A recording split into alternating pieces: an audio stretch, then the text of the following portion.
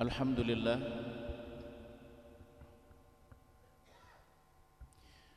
alhamdulillahilladzi hadana lihadza wa ma kunna linahtadiya laula an hadanallah. Asyhadu an la ilaha illallah wahdahu la syarikalah wa asyhadu anna Muhammadan abduhu wa rasuluh. Allahumma salli wa sallim ala Muhammad wa ala alihi wa ashabihi wa ala kulli man sara ala nahji ila yaumiddin, amma ba'd. Allahumma ij'al jam'ana jam'an marhuma wa tafarruqana min ba'dihi tafarruqan ma'suma wa la taj'al minna wa la ma'ana syaqiyan wa la mahruman wa la matruda. Jamaah salat subuh sekalian yang dimuliakan Allah Subhanahu wa taala.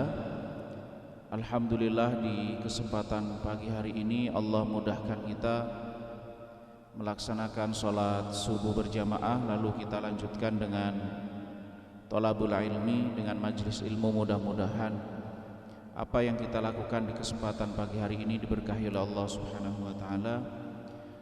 Kemudian kita juga mendapatkan keberkahan semua karunia yang Allah titipkan kepada kita, sebagaimana juga kita dipertemukan dalam kebaikan di dunia ini, dipertemukan dalam amal soleh. Mudah-mudahan kelak Allah pertemukan dan kumpulkan kita dengan Rasulullah sallallahu alaihi wasallam. Amin ya rabbal alamin. Tema kita pada kesempatan pagi hari ini tentang Islam dan budaya.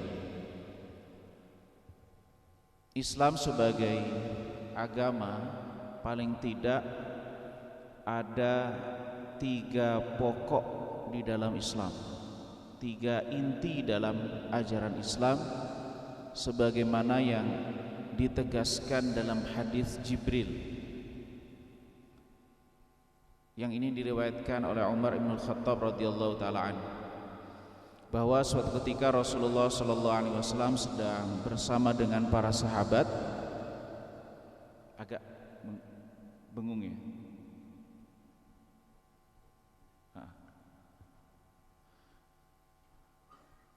Saat Rasulullah sallallahu alaihi wasallam dengan para sahabat, datanglah sosok yang asing. Yang digambarkan sosok itu syadidu bayadis thiyab, pakaiannya putih bersih, syadid sawadis sya'ar,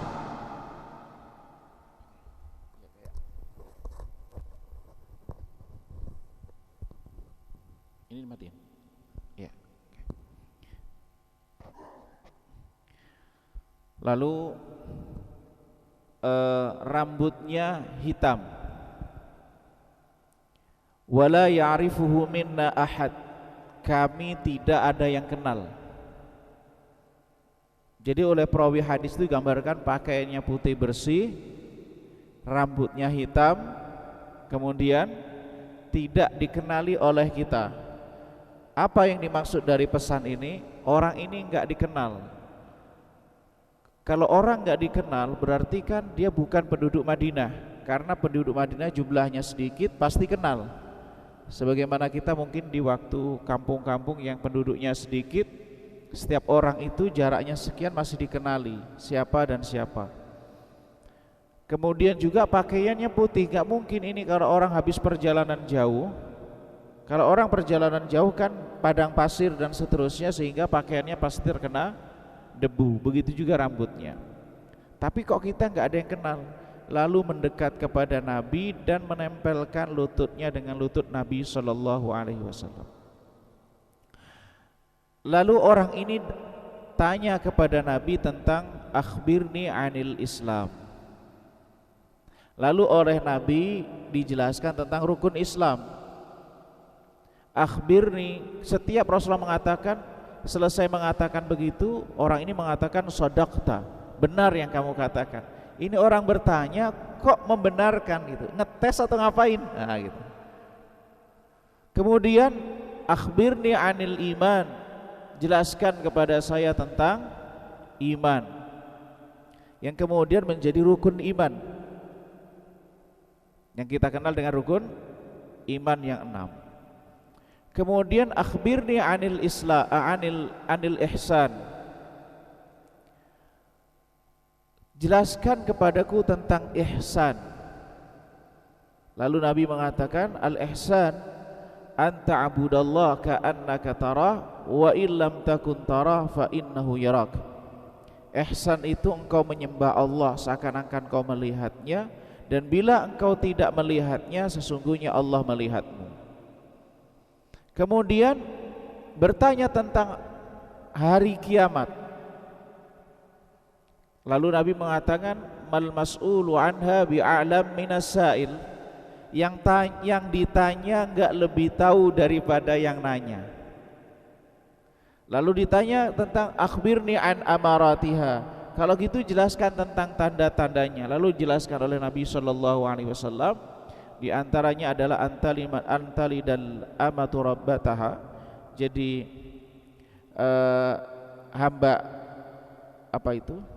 hamba sahaya melahirkan tuannya, lalu kemudian orang-orang berlomba-lomba dalam bangunan dan seterusnya. Nah, yang akan kita lihat adalah hadis tentang Islam, iman, dan ihsan. Lalu setelah orang ini pergi, Rasulullah bertanya, tahu gak kalian siapa itu? Lalu kemudian dijelaskan oleh Nabi SAW bahwa itu adalah Jibril datang untuk mengajari kalian tentang agama kalian. Jadi datangnya Jibril ketika itu bertanya sebenarnya maksudnya adalah memberikan pelajaran bagi yang lainnya. Nah, pokok ajaran di dalam Islam itu ada yang berhubungan dengan akidah, atau yang disebut dengan istilah adalah al-iman, yang berhubungan dengan keyakinan, yang kemudian pembuktiannya dalam tindakan. Kemudian yang kedua pokok-pokok yang wajib. Kemudian yang ketiga adalah tentang akhlak, atau yang masuk dalam kategori al-ihsan. Kalau pokok-pokok akidah atau yang sifatnya adalah akidah atau sesuatu yang diyakini, itu ada beberapa kaidah penting. Akidah ini ada yang berhubungan dengan Allah Subhanahu wa taala, ada yang berhubungan dengan nubuat atau berhubungan dengan Rasul sallallahu alaihi wasallam, dan ada yang berhubungan dengan hari akhir.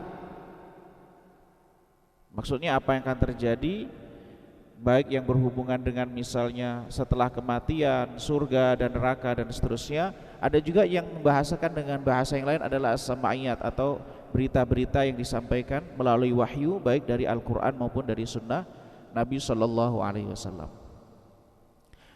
Dalam hal akidah ini, karena akidah itu sifatnya berita,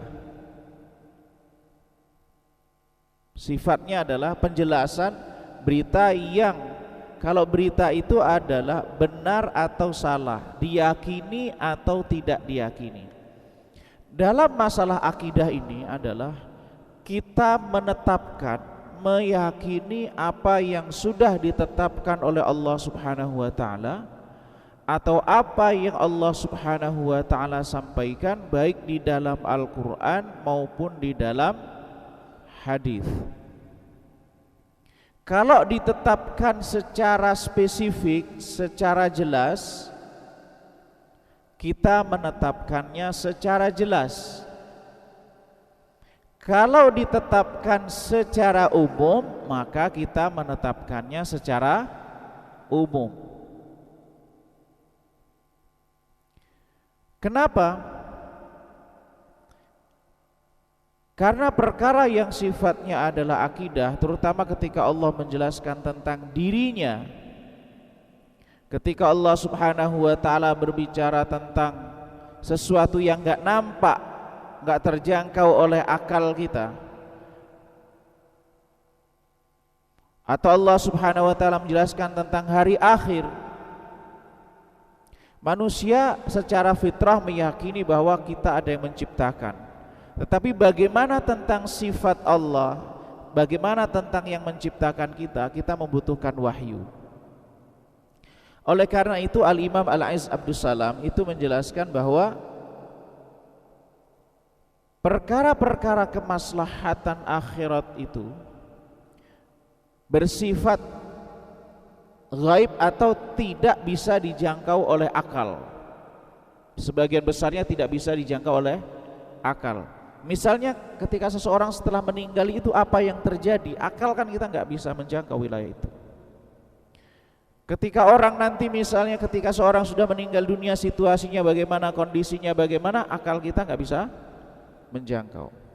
Begitu juga ketika nanti di akhirat, bagaimana apa yang terjadi di surga dan neraka, bagaimana hakikatnya dan seterusnya, akal tidak bisa menjangkau.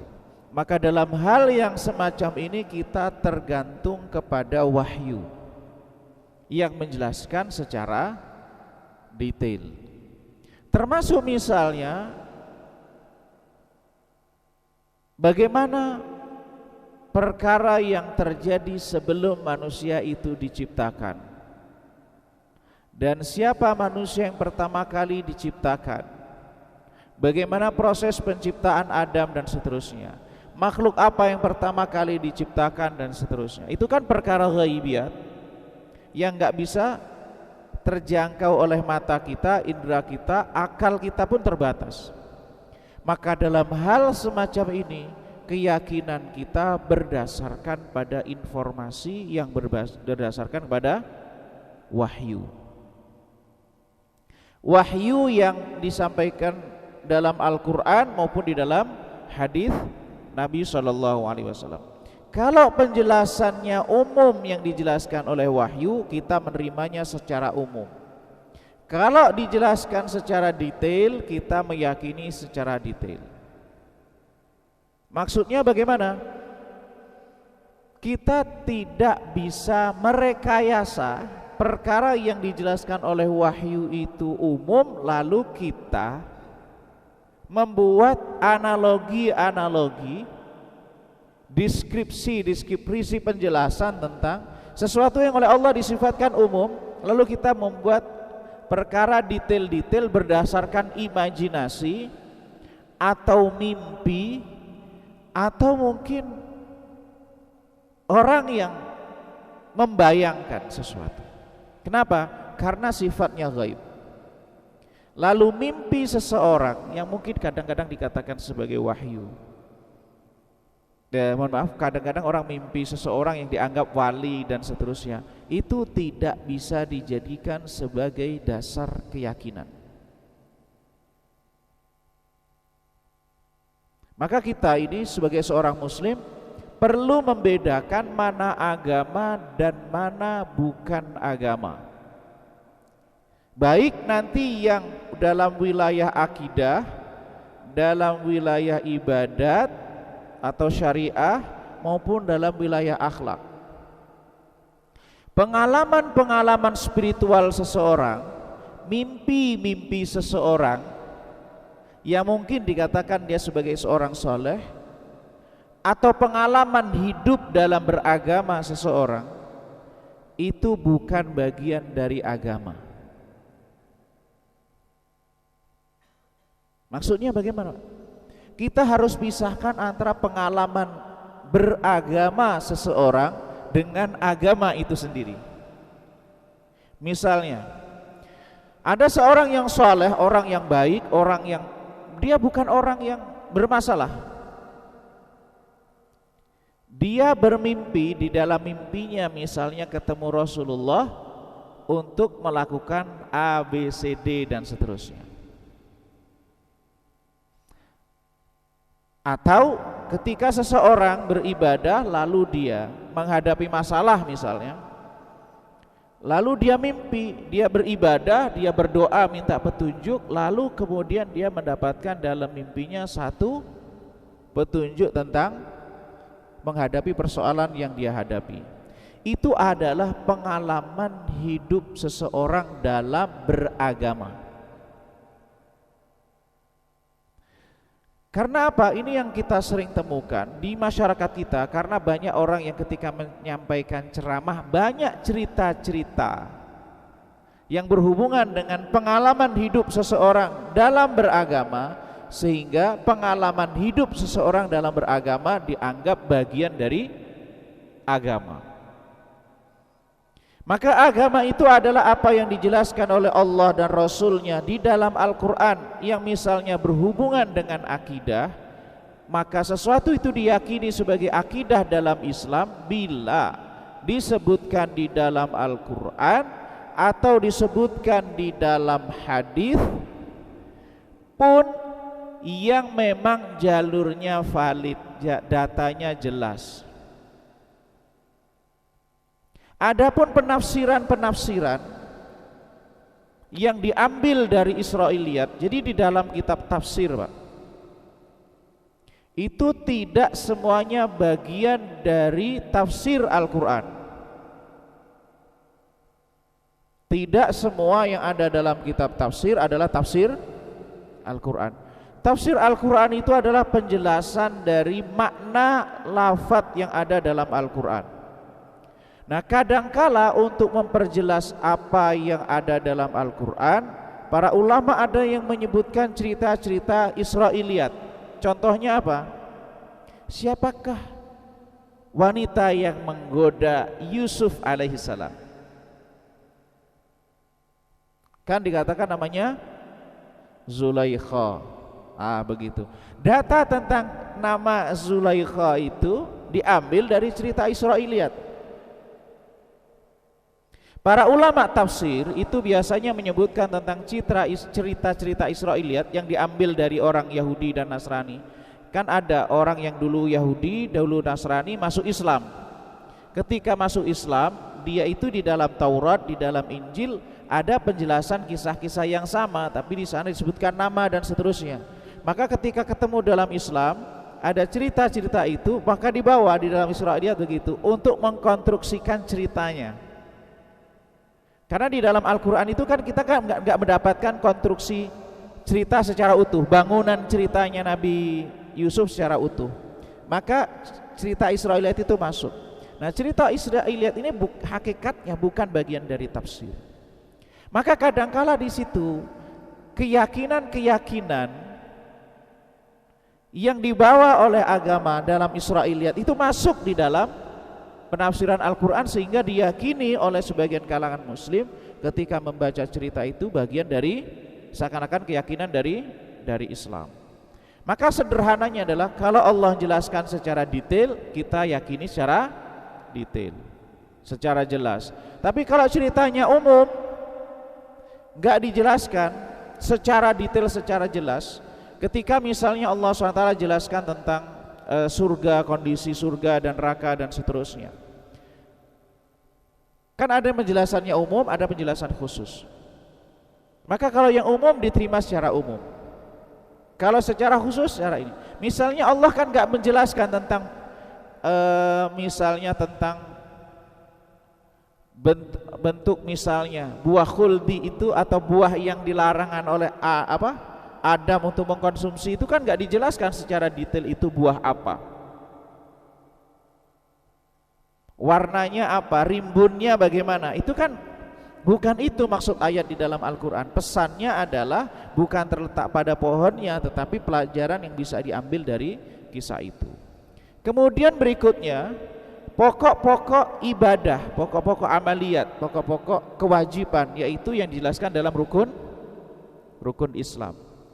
Kemudian yang sifatnya akhlak, yaitu pokok-pokok yang berhubungan dengan akhlak. Nah, sebenarnya jamaah sekalian, pokok-pokok akidah,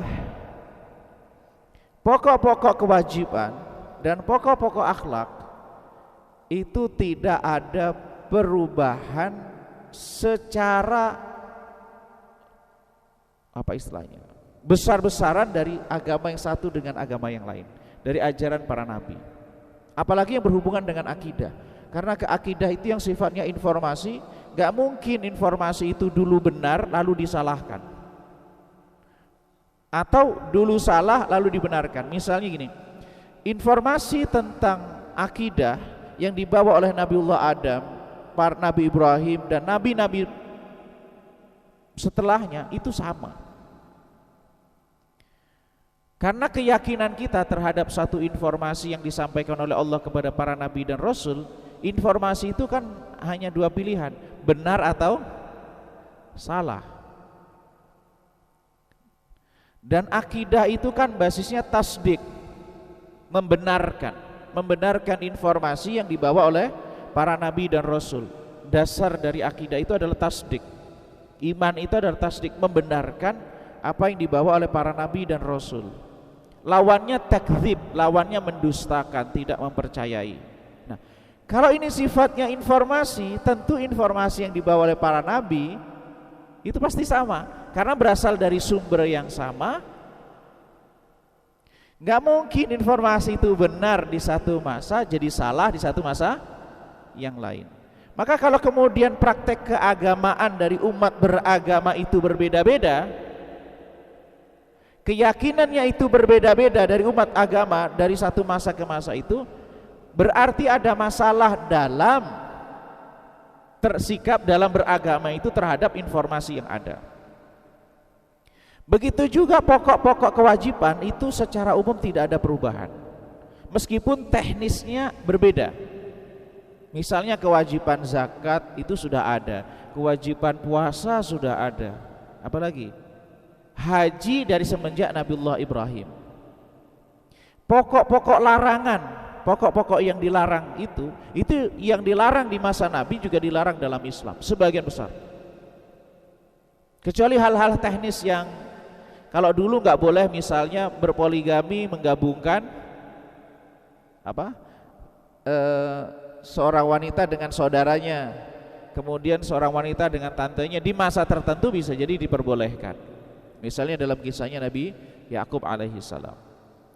Itu hal yang sangat sifatnya bukan pokok-pokok di dalam sifatnya perintah dan larangan. Kemudian dalam pokok-pokok akhlak juga sama, yang sifatnya adalah masalah larangan hasud, hasad, iri, kemudian takabur, sombong, itu kan dilarang di semua agama. Jadi pokok akhlak, pokok kewajiban, pokok akidah itu para nabi adalah sama karena berasal dari Allah Subhanahu wa taala. Nah, di dalam agama ini jamaah sekalian, sebelum kita menyikapi bagaimana masalah budaya, ada dua hal cara yang paling sederhana bagi kita di dalam menyikapi hubungan antara Islam, budaya dan yang lainnya, perkembangan-perkembangan baru di dalam Islam itu. Yang pertama adalah perkara itu masuk dalam perkara ta'abudat, perkara-perkara yang sifatnya ibadat, perkara-perkara yang sifatnya hubungan dengan Allah Subhanahu wa ta'ala. Contohnya sholat, contohnya haji, contohnya puasa. Itu kan sifatnya adalah ibadah ritual, atau dalam bahasa fikihnya ta'abudat, ta'abudat sama dengan ibadat. Nah gitu. Kaidahnya adalah kalau berhubungan dengan ta'abudat, ibadat, ya contohnya sholat, puasa, apalagi haji, itu kaidahnya adalah al-aslu fiha al-inqiyad dunal iltifat ilal ma'ani. Hukum asalnya adalah ketaatan. Ketaatan itu maksudnya bagaimana? Ketaatan itu artinya bagaimana perintahnya ya begitu dilaksanakan. Atau dalam bahasa yang lain as-sam'u wa ta'ah, saya dengar, saya taat. Itu untuk perkara yang sifatnya ta'abudat atau ibadah. Ulama yang lain mengatakan al-aslu fil ibadat at-tahrim, hukum asal ibadat itu haram, illa ma dallad dalil 'alal amr, kecuali ada perintahnya. Jadi kalau ada perintahnya ya seperti perintah itulah dilaksanakan. Sholat subuh 2 rakaat ya seperti itulah dilaksanakan 2 rakaat. Sholat zuhur 4 rakaat ya seperti itulah dilaksanakan. Nggak kemudian dibalik. Sekarang kan kalau zuhur kita waktu istirahatnya sempit. Kalau di kantor kan mungkin dari setengah 12 dan seterusnya, belum lagi makan, belum lagi jumpa dan seterusnya. Gimana nih kalau dirubah nih subuhnya yang 4 rakaat, zuhurnya 2 rakaat. Dengan pertimbangan bahwa aktivitas di siang hari lebih padat begitu. Kaidahnya bahwa karena ini ibadat, maka hukum asalnya adalah taat. Kenapa kok asal prinsip dasarnya adalah taat? Saya membaca di penjelasan Al-Imam Al-Aziz Abdus Salam. Itu penjelasan yang menurut hemat saya sangat-sangat menarik.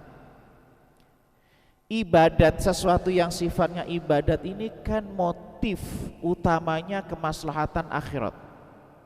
Nggak ada hubungan dengan maslahat dunia. Kalau ditanya, kenapa sholat subuh? Ya begitu perintah Allah, yang niatnya adalah karena saya sebagai seorang muslim, saya menyembah Allah. Gak ada motivasi inti bahwa sholat subuh itu supaya saya misalnya jalan kaki, supaya ini. Gak ada masalah dunia sama sekali yang terpikir terkait dengan masalah sholat subuh. Tapi ada hikmahnya, misalnya bangun lebih pagi, lebih disiplin dan seterusnya. Itu sifatnya adalah tambahan, bukan tujuan inti dari sholat subuh. Kenapa sholat zuhur? Ya maslahatnya adalah saya orientasi maslahat akhirat. Saya sebagai seorang muslim nanti yang pertama kali dihisab adalah sholatnya. Ya saya ingin saya nggak ada urusan, nggak ada masalah di akhirat, maka saya sholat. Begitulah perintah Allah. Kata Aziz Abdus Salam itu begini Pak, akhirat itu, kemaslahatan akhirat itu kan gak dijangkau oleh akal. Maslahat itu maksudnya adalah sesuatu kebaikan, manfaat akhirat itu kan gak bisa dijangkau oleh akal kita kan. Kalau gak ada wahyu bisa gak Pak kita mendeskripsikan tentang manfaat akhirat? Kan gak bisa. Lalu bagaimana kita tahu tentang maslahat akhirat, kebaikan-kebaikan yang akan didapatkan di akhirat kelak? Dasarnya adalah wahyu.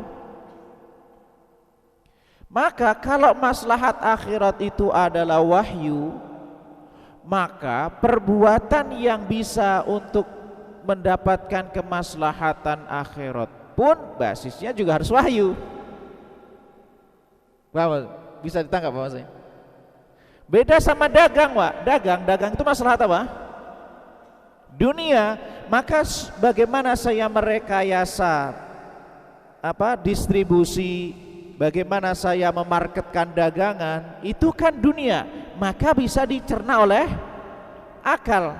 Maka basisnya adalah akal. Kesehatan itu dunia atau akhirat Pak? Dunia kan? Maka cara untuk dapatkan basis kesehatan itu adalah akal. Kenapa? Karena konsep kesehatan itu bisa dicerna oleh akal. Jadi kita kalau misalnya berhubungan dengan kesehatan, berhubungan dengan bisnis, berhubungan dengan sifatnya duniawi, basis utamanya adalah akal. Ada wahyu itu menyelaraskan sesuatu yang bisa jadi dinilai oleh akal, oleh manusia itu baik, tapi ternyata oleh agama ada persoalan yang memang butuh penjelasan dari agama. Maka dalam hal ini akhirat itu karena maslahatnya tidak dijangkau oleh akal, maka cara mendapatkan kemaslahatan itu juga basisnya wahyu. Maka sholat itu karena maslahatnya adalah untuk akhirat, maka basisnya adalah wahyu. Nah kemudian yang kedua, ini yang ibadah tadi ya. Yang kedua ini adalah wilayah yang sifatnya al-adat. Al-adat itu kebiasaan yang bukan perkara yang sifatnya ukhrawi, bukan perkara yang ibadat. Pokoknya yang bukan perkara ibadat, yaitu masuk dalam adat. Perkara yang orientasinya bukan akhirat masuk dalam adat secara umum. Nah, apa kaidahnya? Kaidahnya al-aslu fil adat al-iltifatu ilal ma'ani. Hukum asal dari perkara yang duniawi, yang adat tadi, yang kebiasaan, yang bukan ibadat tadi, yang bukan orientasi akhirat tadi, itu adalah melihat kepada maksud dan tujuannya. Jadi kebalikan yang ibadat tadi, Pak. Kalau ibadat itu pokoknya bagaimana perintahnya tanpa melihat alasannya kenapa.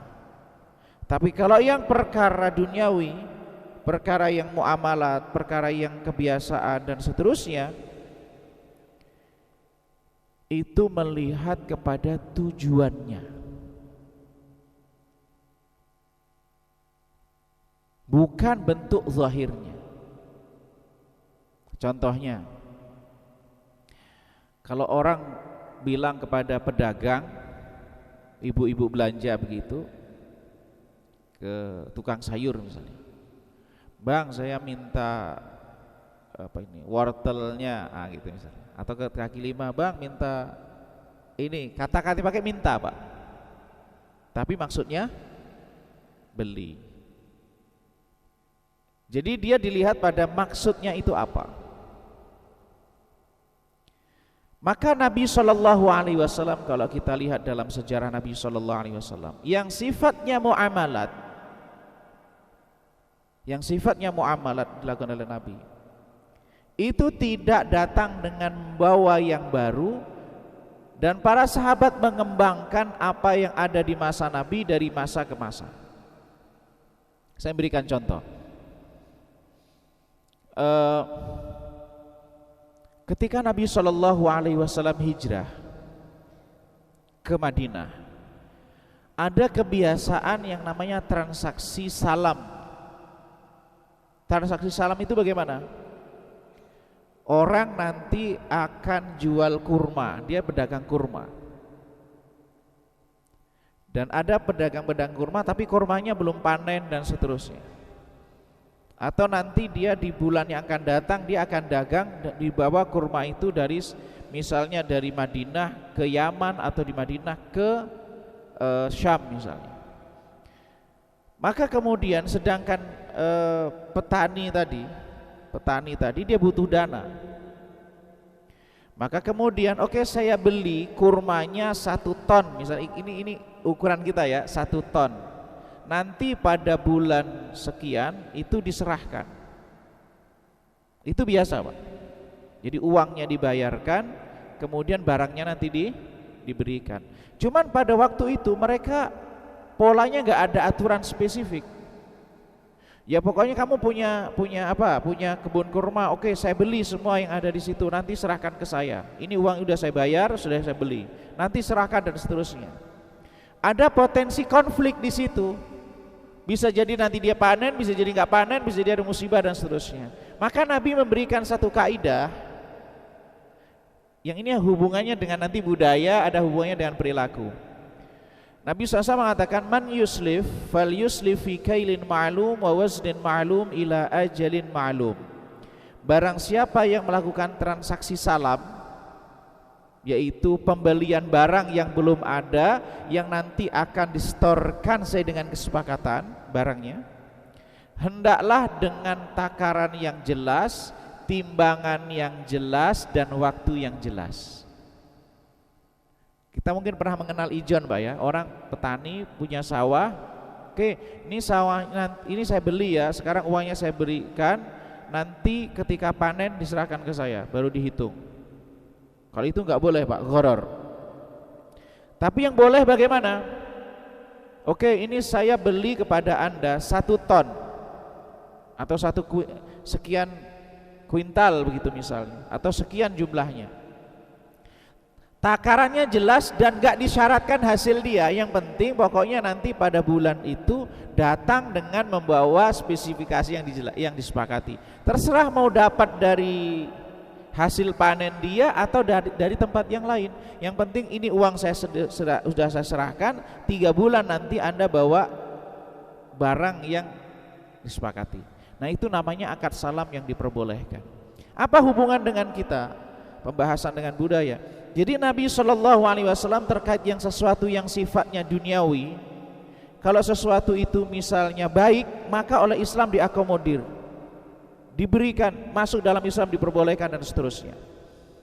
Tapi kalau ada satu tindakan yang ini tidak harus dilarang semuanya, ada perkara yang baik dibutuhkan, tapi ada sisi-sisi yang berpotensi konflik dan buruk, maka bagaimana dibuat aturan yang celah-celah terjadinya konflik itu ditutup, tapi akad itu kemudian diperbolehkan sehingga dia tidak menimbulkan konflik sebagaimana akad salam tadi. Nah, maka perkara-perkara dunia itu hukum asalnya adalah boleh kecuali ada larangan. Hukum asalnya adalah boleh kecuali ada mafsadah, ada kerusakan, ada potensi konflik, ada bahaya, maka pintu yang memunculkan bahaya itu ditutup. Kalau bahayanya itu sudah terkurangi atau sangat-sangat kecil, baru kemudian transaksi itu diperbolehkan sebagaimana akad salam. Dalam hal perang, nggak ada perang misalnya teori nabawi itu sebenarnya nggak ada, Pak. Ya perang itu bagaimana situasi lapangan, hajat yang dibutuhkan, strategi dibuat. Teori apa lagi? Misalnya teori tentang kesehatan. Nabi kan ada hadis misalnya dikenal dengan istilah pengobatan sunnah, ada pengobatan nabawi. Apa yang maksud dengan pengobatan nabawi? Pengobatan yang ada yang dikenal oleh Nabi lalu diikrar oleh Nabi, diperbolehkan oleh Nabi, atau Nabi berobat dengan cara tersebut. Pertanyaannya adalah, apakah pengobatan itu sebelumnya sudah ada lalu Nabi pakai pengobatan itu, memperbolehkan pengobatan itu, ataukah Nabi yang pertama kali membuat sistem pengobatan itu? Kalau kita lihat dari pengobatan dikenal dengan tibun nabawi, pengobatan nabawi itu adalah pengobatan itu sudah ada dari semenjak sebelum Nabi SAW sudah berkembang. Lalu oleh Nabi pengobatan itu diikrar itu disetujui, diperbolehkan, dipraktekkan. Maka kemudian kalau ada pengobatan yang nggak dikenal di masa Nabi, tapi dia itu baik, boleh nggak? Apakah Muslim itu perlu mengembangkan teknologi pengobatan, ataukah cukup dengan pengobatan yang pernah ada di zaman Nabi? Pertanyaannya kembali tadi kaidah tadi, Pak. Kemaslahatan pengobatan itu berbasis pada akal atau berbasis pada wahyu? Menunggu wahyunya ada, atau memang yang penting nggak bertentangan dengan wahyu? Karena pengobatan itu adalah maslahat dunia Pak, dunia. Ya kan, orang sehat kan di dunia. Dia sakit di dunia, pengen sehat di dunia. Maka basisnya adalah akal. Masuk akal, diterima akal, logis, saintifik, dalam pengertian bahasa ini, Pak ya. Maka kemudian dia secara akal dia itu benar-benar terbukti bahwa itu berdampak kepada kesehatan, memperbaiki, maka itu boleh. Yang penting tidak bertentangan dengan wahyu. Apa? Pengobatannya tidak berasal dari zat yang dilarang. Itu kaidahnya. Nah, maka dalam hal inilah kita bertemu dengan budaya, Pak. Bertemu dengan budaya. Budaya itu kan ada budaya yang diambil dari keagamaan, ada budaya yang memang budaya dari keyakinan, dari kepercayaan, ada budaya yang berasal dari memang kebutuhan lokal. Banyak macamnya. Maka dalam hal ini kita harus melihat kepada dua parameter tadi, Pak. Apakah budaya yang ada itu ada konteks akidahnya, keyakinannya yang bertentangan dengan Islam? Apakah budaya itu berbasis pada praktek-praktek yang itu berasal dari agama tertentu? Ataukah budaya itu berasal dari kearifan lokal, kebutuhan lokal? Saya berikan contoh begini. Nabi Shallallahu Alaihi Wasallam pakai serban. Nabi Shallallahu Alaihi Wasallam pakai jubah. Pertanyaannya adalah, yang sunnah itu adalah, yang sunnahnya seperti pakaian Nabi atau motif Nabi berpakaian dengan pakaian itu? Bisa ditangkap? Sunnahnya itu adalah kita berpakaian sama persis dengan pakaian Nabi, ataukah sunnahnya itu adalah kita berpakaian sebagaimana alasan Nabi berpakaian dengan pakaian itu? Maksudnya bagaimana? Ketika Nabi SAW pakai serban, karena serban itu adalah pakaian kaum di mana Nabi SAW hidup. Kan yang pakai serban itu tidak hanya yang Muslim. Yang musyrik pakai serban nggak di masa Nabi? Hasan Didu menjelaskan bahwa Nabi SAW itu berpakaian dengan pakaian kaumnya. Kalau serban itu mungkin pakaian itu masuk akal atau harus bersesuaian, Pak? Orang berpakaian pakai jaket, alasannya ada nggak? Orang pakai serban itu kan lebih tebal ya daripada kopiah. Kira-kira alasan masuk akalnya apa, Pak? Panas, debu, iya kan? Kayak di Saudi pakai apa itu? Alasannya apa? Debu, panas, debu. Maka kita melihat orang-orang itu kan pakaiannya menyesuaikan dengan lingkungan di mana dia berada. Kita yang di wilayah tropis pakai ini aja cukup. Kenapa panasnya tidak se ekstrim yang ada di Saudi, seperti Saudi dan seterusnya. Kalau di musim panas, Pak, kita misalnya lagi umroh dan seterusnya, mungkin kita butuh yang lebih tebal supaya apa? Kepala kita tidak, panasnya tidak ekstrim. Itu budaya. Nabi SAW berpakaian dengan pakaian kebutuhan, pakaian yang di lingkungan di mana beliau hidup.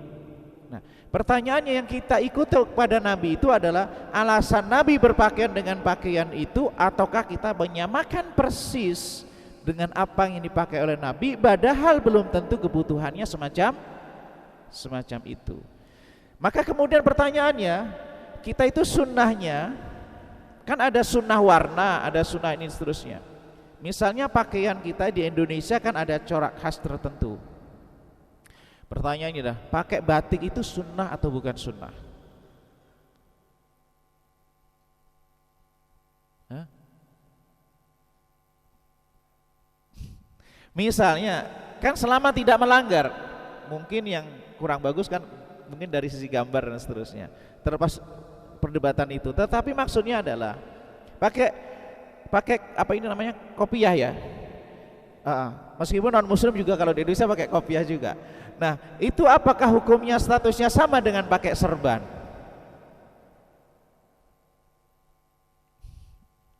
Kalau kita itu berpakaian dengan kebutuhan karena kita sebagai seorang muslim di Indonesia, misalnya sesuai dengan karena tidak terlalu tebal, tidak pakai serban, karena memang situasi alam kita tidak membutuhkan semacam itu, maka ketika kita berpakaian dengan pakaian kaum dan itu budaya kaum kita, itu adalah sesuai dengan sunnah Nabi Sallallahu Alaihi Wasallam.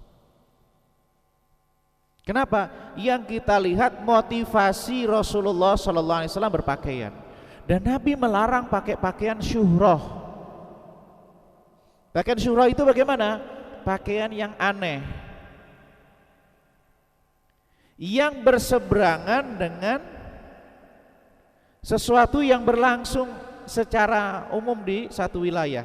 Mohon maaf, Pak, karena mungkin baru pulang umrah atau pulang haji, jadi sholat subuh tiba-tiba pakai itu, Pak. Kemarin kalau orang Saudi itu jasnya kan dia pakai apa itu, jubah kan ada. Kalau kita jasnya kan ring besar itu yang keemasan itu kan jasnya mereka. Oke. Karena baru pulang umrah mungkin dapat hadiah begitu, sholat subuh tiba-tiba datang pakai begitu, terus pakai yang itu simak, pakai ikal langsung ke masjid begitu. Jamaah lihat teman, aneh ini siapa ini, ada imam Masjidil Haram sedang kesini begitu. Ternyata dilihat, oh tetangga baru ini kemarin. Nah itu termasuk syura, bisa jadi ini. Nah kalau kita tanpa motif sombong, makruh. Kenapa? Syura itu tadi. Tapi kalau niatnya supaya tampil beda, oh saya ini baru ini, nah itu bisa jadi haram. Termasuk yang karena apa, orang yang berpakaian syura itu karena dia motifnya adalah kesombongan, itu akan menjadi sebab kehinaan dan tidak akan diberikan pakaian kehinaan.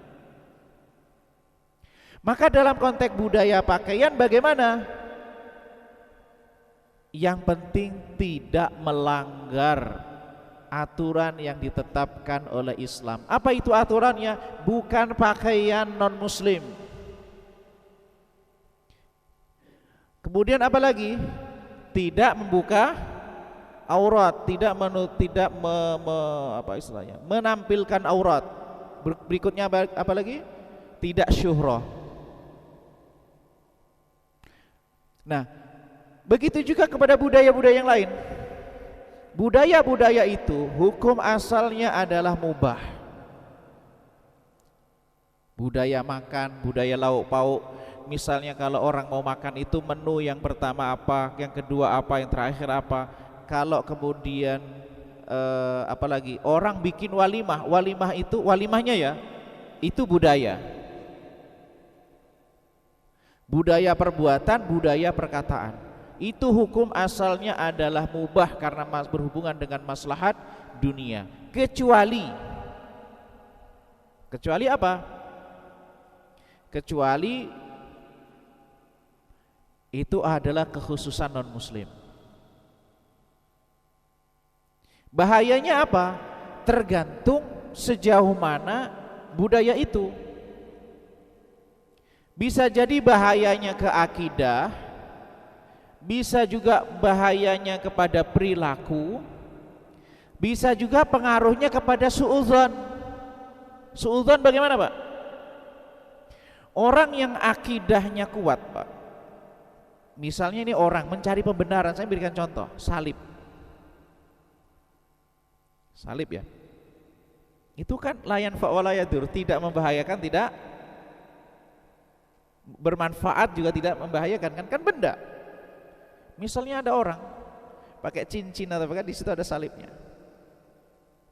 muslim, dengan alasan apa? Ini kan benda, benda ini enggak bermanfaat dan enggak membahayakan.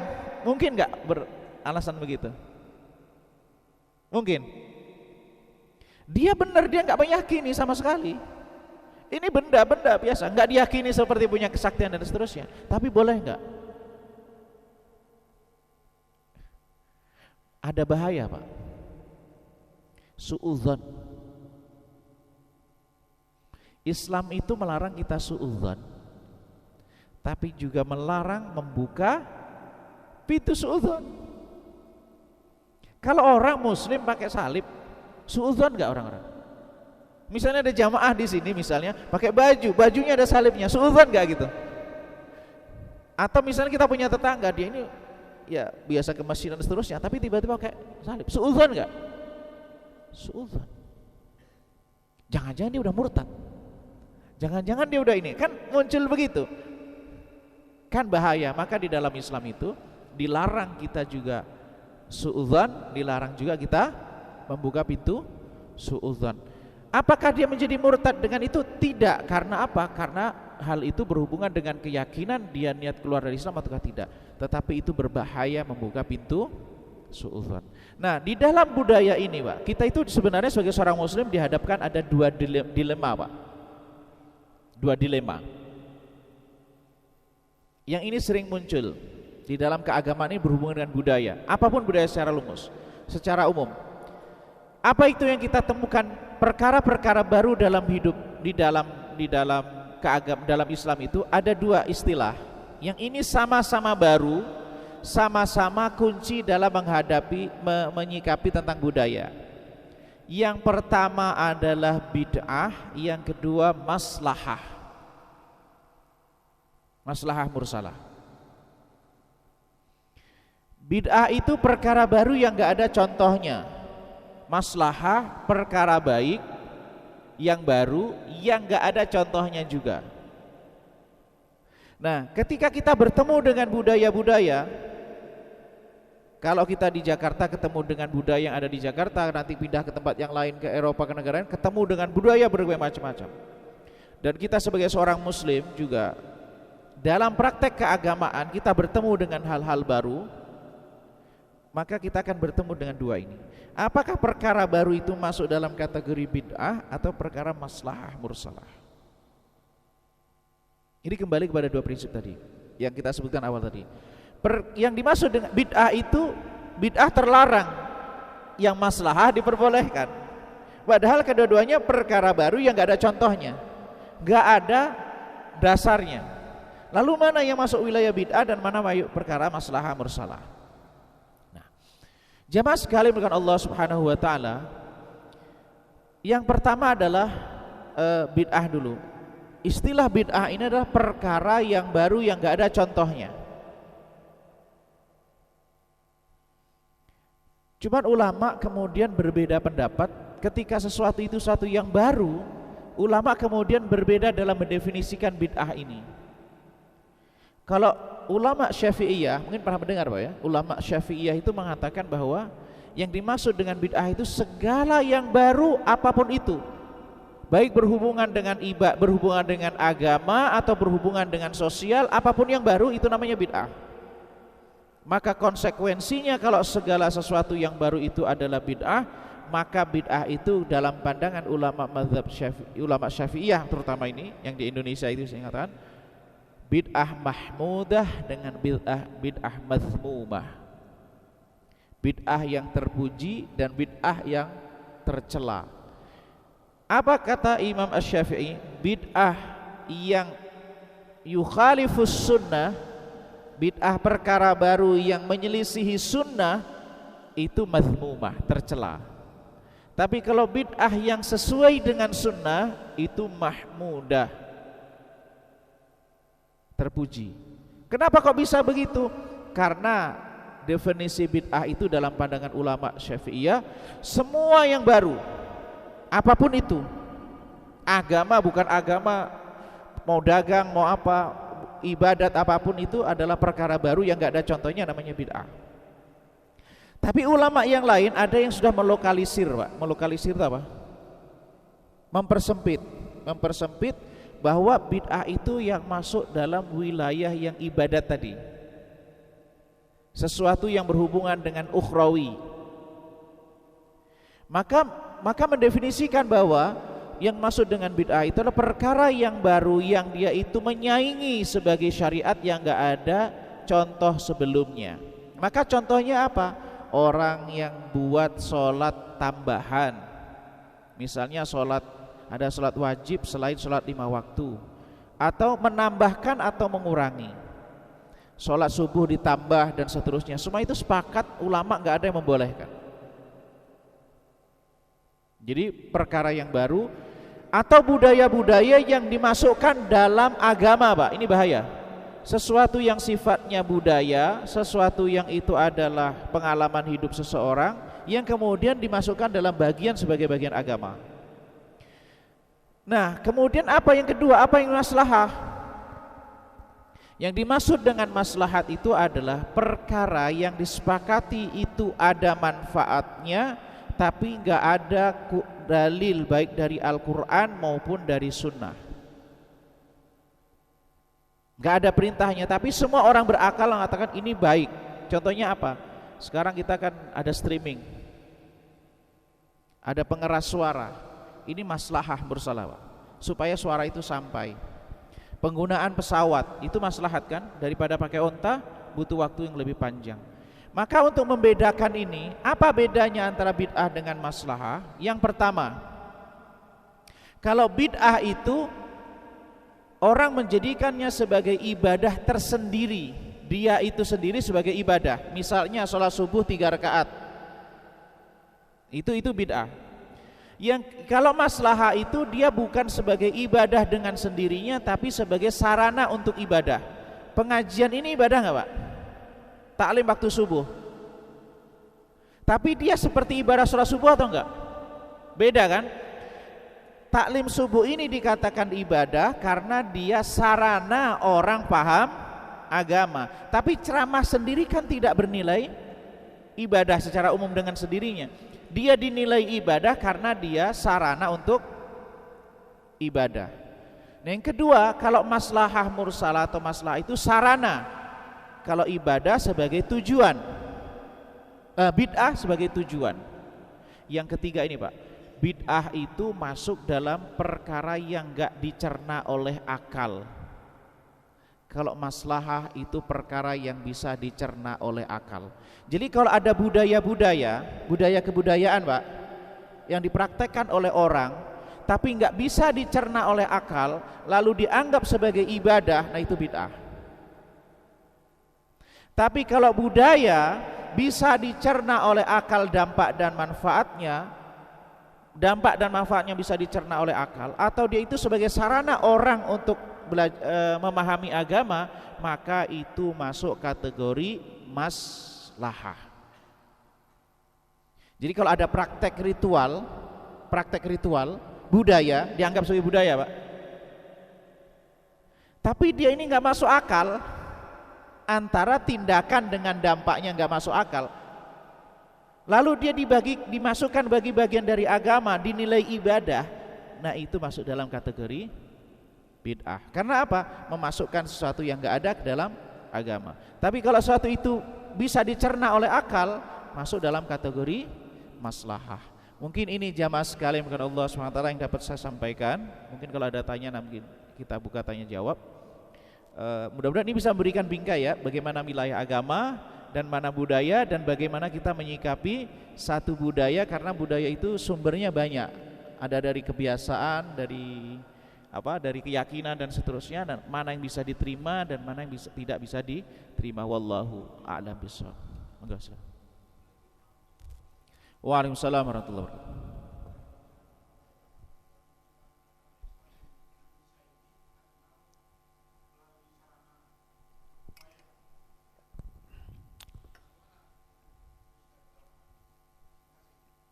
Ya. Ada pertanyaan lagi mungkin bisa Oke. Penggunaan wayang ya. Itu sarana atau tujuan? Wayang. Sarana. Iya. Nggak tahu itu maksudnya apakah datanya benar dari Sunan Kalijaga ataukah ada yang mengembangkan juga selain beliau dan seterusnya kan mungkin itu perlu data yang perlu dikaji lebih mendalam. Pertama dari sisi dasarnya bahwa itu sarana itu berkembang sesuai dengan perkembangan waktu. Maka begini, dalam menyikapi wayang, pertama bahwa Islam tidak melarang kecuali di dalamnya ada sesuatu yang melanggar. Pertanyaannya adalah, dalam wayang itu adakah sesuatu yang melanggar agama?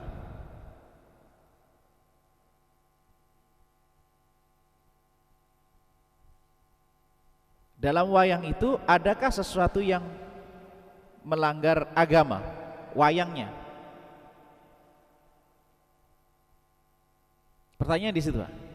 Oke, kalau ada sesuatu yang melanggar dalam suatu waktu, misalnya dianggap sesuatu yang melanggar, konteksnya yang dipakai oleh pada waktu tertentu, kita kan nggak mendapatkan penjelasan kenapa itu dipertahankan, kenapa menggunakan praktek tertentu,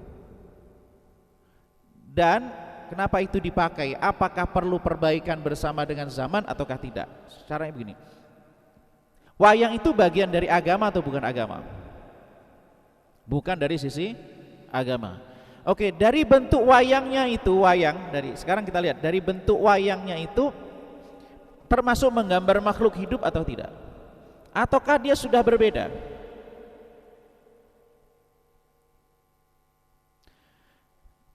Oke, sekarang kita nanti membahas tentang bagaimana hukum fikihnya menggambar dan bagaimana hukum fikih membuat patung. Oke. Dan mana wilayah khilafnya? Saya menjelaskan. Membuat patung yang mujassad itu apa? Fisik. Itu yang disepakat oleh para ulama nggak boleh. Membuat patung. Jadi menggambar tapi difisikkan. Itu yang nggak diperbolehkan. Adapun menggambar itu khilaf di antara ulama. Menggambar ya beda ya. Kalau menggambar kan ada misalnya ini lembaran digambar. Tapi kalau patung adalah la'anallahu al-musawwirin, orang yang musawwir itu adalah yang membuat sesuatu yang berbentuk jasad. Maka patung itu disepakati nggak diperbolehkan dalam Islam. Nah, wayang itu patung atau gambar? Seandainya kita ini, oke, apa yang dimaksud dilarang dalam gambaran itu? Apakah gambar yang persis dengan manusia, ataukah ketika dirubah maka berubah hukumnya? Kalau saya cenderung bahwa wayang itu sudah tidak lagi berbentuk dengan gambar aslinya.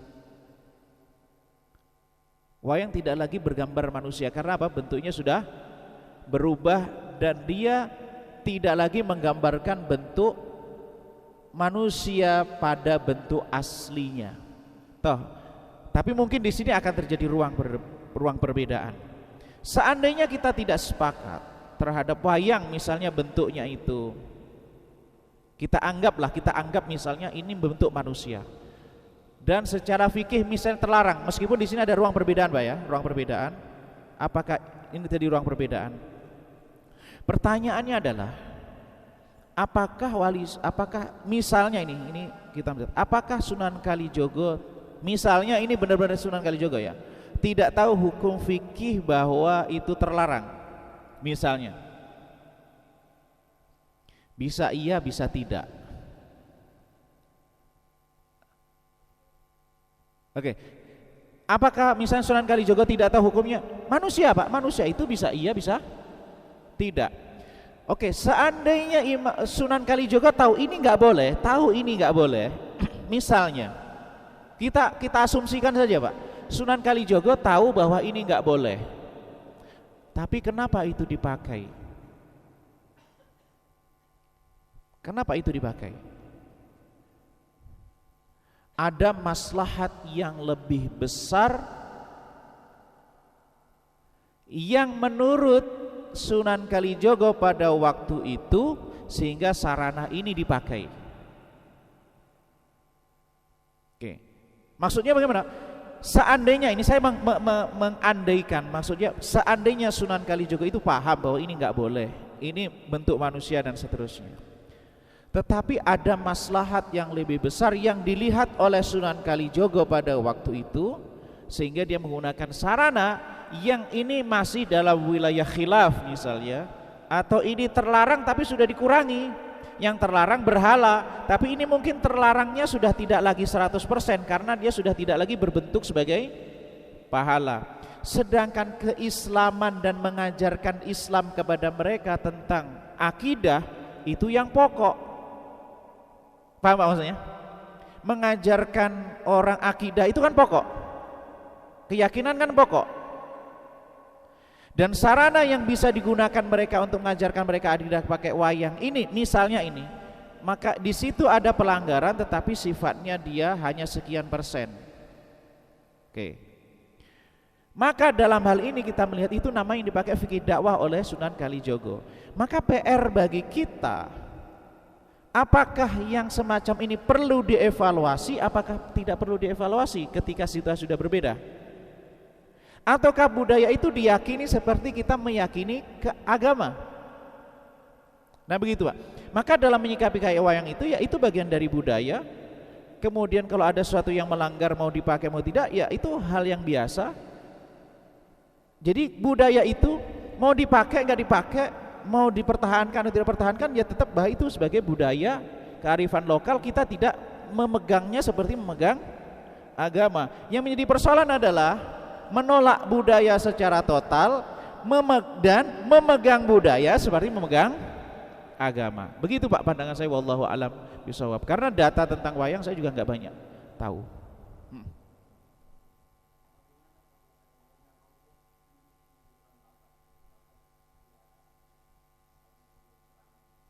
Iya. Maksudnya AI. Iya. Iya. Sekarang menggunakan robot.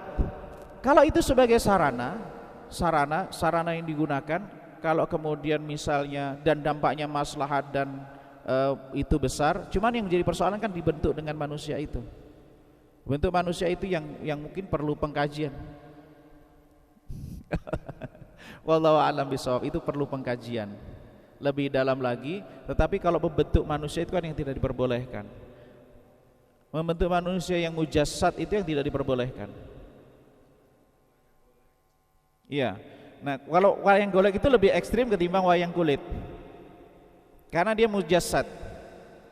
Jadi dari sisi pelanggarannya dia lebih besar kalau dilihat ini ya. Kalau kita sisi pelanggarannya ya, wayang kulit lebih ringan daripada wayang golek, karena wayang golek adalah membentuk, sedangkan itu adalah kulit ini. Nah begitu. Nah kalau kemudian nanti ada orang teknologi berkembang, robot kemudian bentuk manusia dan seterusnya, wallahu a'lam bishawab, yang tidak diperbolehkan agama adalah membentuk sesuatu yang jasad menyerupai dengan makhluknya. Iya. Robotnya bergambar seandai-andainya gitu ya. Wallahu a'lam bishawab. Ada yang lain? Cukup?